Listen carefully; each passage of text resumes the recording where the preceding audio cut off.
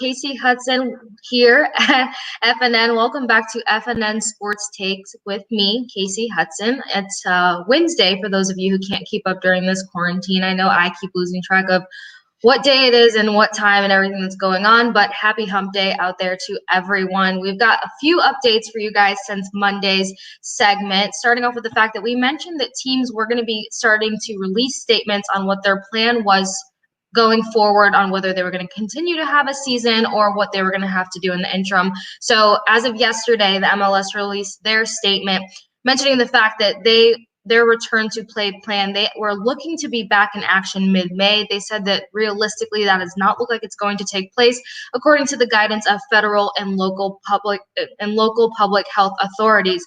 The goal still remains to play as many games as possible, and as of now they still have enough dates to fulfill the full season, but depending on when everything unravels and when they actually get going, they'll decide then whether they'll try to complete an entire season. So that'll still be up in the air. They're going to still have discussions with health authorities to see what can realistically take place in resuming their season. So within the next couple of weeks, they said that they should have more concrete information as to what's going to take place coming up here before summer officially kicks off. As for other conversations taking place in the sports world, the NHL has been talking to teams to actually figure out where teams' heads are at in regards to pushing back the 2020 to 2021 season so that they can finish out the current season. A lot of things that would actually end up taking place would kick off in June. And if it does start back in June, then that will start heading into when the season would have gotten ready to do preseason and then resume their official season. So they're talking with teams. And so far, teams are saying that they have no problem delaying the 2020 to 2021 season so that they can finish off this season. It's very important for these guys to actually have a real fulfilling playoff season to see where everybody's going to stand and how they're going to enter the following season. So we'll also keep you posted on what teams, as well as the NHL's official statement is in regards to pushing back the start of next season and finishing out the current season. Then we head across the pond. We talked a little bit on Monday about the fact that, European soccer suspended their games indefinitely, but the focus today is going to be on the fact that the Premier League has had a lot going on. Their clubs took a big hit during this COVID-19 situation in terms of finances.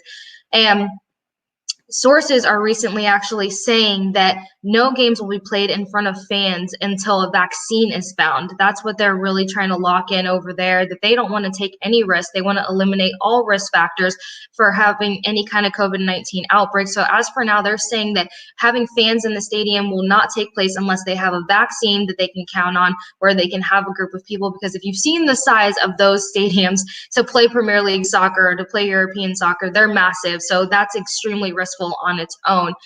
Some other big things that raise a question is that if they go through with that and say no fans will be in the stadiums or be able to be present in that atmosphere until they find a vaccine, will that translate over to the States? Will that actually start messing with everything taking place here? Because they're saying that sports can potentially resume here come summer, but as for people being able to attend games, that's still very much in the air, and they're even having those conflictions and those questions heading into the fall. So any information that we get in terms of fans being able to be back in that atmosphere and actually enjoy games in person, we will definitely let you guys know what takes place there.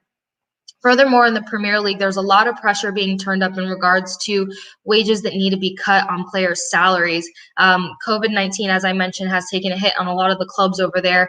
That's one of their primary sources, especially in England. And what's taking place now is Premier League club Arsenal's executive team is actually looking to agree upon a 30% wage cut. And if they do so, then there's also productive conversations, they say, taking place with the players as well. So if Arsenal ends up taking that hit, then a lot of other clubs are going to have to do so as well. We mentioned on Monday that Cristiano Ronaldo's current club was looking to make cuts, as well as certain trades that would give them financial relief. So a lot of people are being put in certain situations that are causing them to do layoffs, to do salary cuts. We've more so just heard it happening over in Europe. We haven't heard of too many people having to do it here. More so on our end, athletes are just donating to kind of minimize the effect. We haven't heard of anyone having to take any kind of financial or salary cut thus far. So hopefully that doesn't get too much more intense. We are supposed to be looking at brighter days ahead. Now, coming up tomorrow, some NFL draft conversation. There's a lot of interviews taking place with analysts, and tomorrow at 4 p.m., analyst Daniel Jeremiah will actually be discussing his top 50 prospects as well as his mock draft, and then we'll bring you all of that insight and that breakdown on Friday as we plan to be on that press conference call tomorrow at 4 p.m. So make sure you stand by, because April 23rd is the NFL draft, and it is still a very important day and a very exciting day to look forward to. As for other football talk, I don't know if you guys have heard it, but there has been a lot of controversy surrounding Cowboys quarterback Dak Prescott. Apparently, he's being blasted and accused of hosting a birthday party for a friend during the COVID-19 lockdown that went against all advised rules of social distancing and not gathering in large groups. Now, apparently TMZ were the people that originally broke the story, and the picture that they released, they called it questionable as to whether that was actually Dak Prescott's house or not. And they're saying that it was actually a portion of the restaurant that he ordered food from that night, Nick and Sam's Steakhouse. So there's a lot of back and forth taking place as to whether this really happened, if it was at the capacity that it's being dislodged about, what's really taking place here. But either way, he's kind of catching a lot of heat at the moment for not taking responsibility for the fact that we are in a very serious situation and we cannot have any wiggle room to make any kind of room for error. And then especially to be the face of the league, to be the face of the Cowboys, you can't really make these kinds of mistakes. They also said that him and a lot of the players have been getting together in overly large groups to practice and still kind of mess around a little bit. So they're really kind of honing in on these guys, saying that everybody needs to take this seriously, and he's catching a lot of heat for the fact that he may or may not have thrown a birthday party. It's still very up in the air, but if he is, no more parties. We all want to get out of quarantine as soon as possible. Aside from that, and other football news, this afternoon, the Bucs' new QB1, Tom Brady, posted that he has accepted his All-In Challenge, and a part of his All-In Challenge to help with COVID-19 relief, he is donating tickets to the Bucs' home opener. He is having a post-game dinner or workout with whomever wins these tickets, as well as giving them his game day jersey and his Under Armour game day cleats. Talk about a package. The minute that people heard this, you saw in the comments that people were going absolutely berserk to the fact that they can get Tom Brady's game day cleats, game day jersey, actually hang out with him at dinner or have a workout with him. So a lot of people are deeming this the experience of a lifetime. So if you want more information on that, head over to Tom Brady's Instagram as well as his Facebook to catch all the details on how to enter to be a part of that. And again, everything goes donated to COVID-19 relief. NCAA updates. We all know that March Madness tournaments were canceled, and there's usually a lot more taking place in spring than people are, aware of. This is a massive time for pro days that should have been taking place that were all canceled. This would have been spring football time, spring football training. With that being said, we know that a lot of those athletes were granted another year because of the COVID-19 situation that caused the seasons to be canceled or disrupted. And there's a lot of rumors to the fact of whether NCAA football preseasons would be postponed or canceled in general. Well, all of those rumors were put to rest. As of earlier today, the College Football Playoff Management Committee and Vice President Mike Pence actually had a conference call discussing the upcoming season. The bottom line was that there will be no football until students are allowed on campus. Big 12 commissioner said our players are students. If we're not in college, we are not having contests. Either way, there will be no football taking place until all campuses are up and actively running to full capacity. They're not taking any risk. And as for the fact that they don't want these people collecting and then people being irresponsible and taking advantage of it, they don't want to give any students an inch and they end up taking a mile. So college football may be pushed back or put on hold. Fingers crossed that everything clears up beforehand, but that is the update with the NCAA for right now. There is a part of the sports world that is not taking a pause. Florida Governor Ron DeSantis said on Tuesday that pro wrestling is an essential service. This was a very interesting statement that was made. Pro wrestling is obviously very interesting, very entertaining, and we're all going crazy to the fact that we've probably watched every Netflix show and every movie, every Prime Video out there. But yeah, to say that this is an essential service while everybody else has to be quarantined is very interesting.